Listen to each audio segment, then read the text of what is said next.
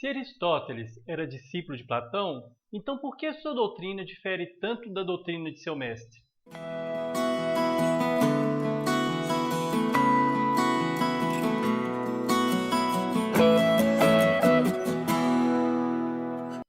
Entre outras coisas, nós sabemos que Platão defendia o inatismo, ou seja, aquela ideia de que nós já nascemos com princípios racionais, ideias inatas, ou seja, a origem das ideias, segundo ele, seria influenciada pela existência de dois mundos, o mundo inteligível e o mundo sensível.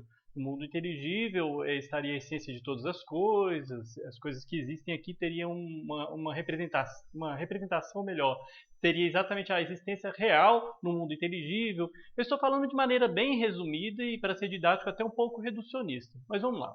Segundo Platão, quando nós nascemos nesse mundo em que vivemos, denominado por ele como mundo sensível, nós já temos ideias formadas em nossas mentes, mas muito bem guardadas que, para serem utilizadas, seria necessário que a gente relembrasse essas ideias, que já são conhecidas por nós. Ele vai falar disso no mito chamado mito da reminiscência, né? Ou seja, a ideia de que você vai relembrar as ideias imutáveis que você já contemplou anteriormente.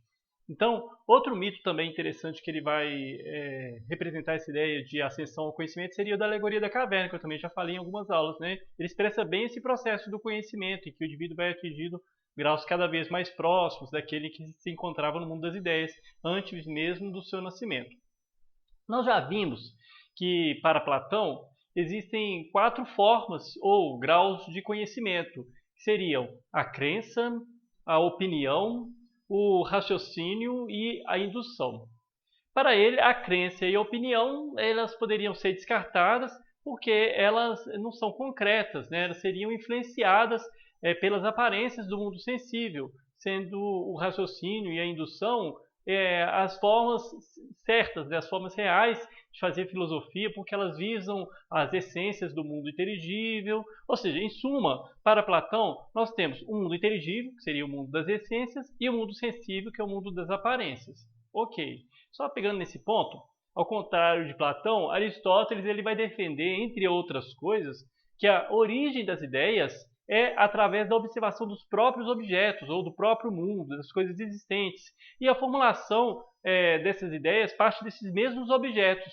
Ou seja, para Aristóteles, nós temos um único mundo, no qual nós temos essências e aparências. Nós não teríamos dois mundos, como Platão pensava. Nós temos um único mundo, e nesse mesmo mundo a gente pode encarar essências e aparências. Aristóteles ele vai dizer que existem 6 formas ou graus de conhecimento. A sensação, a percepção, a imaginação, a memória, o raciocínio e a intuição. Né? Para ele, o conhecimento ele é formado e enriquecido por informações trazidas de todos os graus citados. E não há diferença entre o conhecimento sensível e o intelectual. Platão ele vai fazer uma separação bem forte, né? Como se você tivesse uma separação entre o sensível e o intelectual. Para ele, não. Um é a continuação do outro. Você tem a única separação que Aristóteles vai admitir é a ideia da intuição, que seria puramente intelectual. Mas as demais seriam sempre uma continuação da outra, né? E não seria, como se diz, uma mais importante ou mais verdadeira que a outra. Seriam formas de conhecimento diferentes que vão chegar até um nível cada vez mais concreto da realidade, mais ou menos essa ideia. Só nessas pinceladas, nós percebemos como que são diferentes as doutrinas desses dois filósofos. Nem por isso nós deixamos de lembrar que Aristóteles era discípulo de Platão, não é mesmo? A gente sempre vai lembrar disso na história da filosofia. Há alguns autores, inclusive, que classificam que Platão seria idealista e Aristóteles seria realista. Eu, particularmente, acho problemática essa definição, porque o mundo das ideias em Platão é a realidade. Então, como é que você vai dizer que ele é idealista, sendo que idealismo e realismo para ele é a mesma coisa? E chamar Aristóteles de realista também é problemático, porque, como eu acabei de dizer, né, ele não vai descartar o papel da intuição, que é puramente intelectual. Mas essa tendência em diferenciar esses dois filósofos é que faz com que a gente acabe dando um rótulo a cada um deles. E essa diferenciação mostra o seguinte, que mesmo um sendo discípulo do outro, eles podem ter autonomia.